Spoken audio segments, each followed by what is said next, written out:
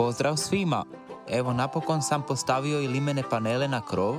Odlučio sam pustiti ceradu od ispod za dodatnu sigurnost, pa sam postavio opet mahovinu iznad limenih ploča tako da krov izgleda kao prije. I odmah za par dana je slijedio prvi test sa kišom i nema curenja vode unutra, tako da je to super.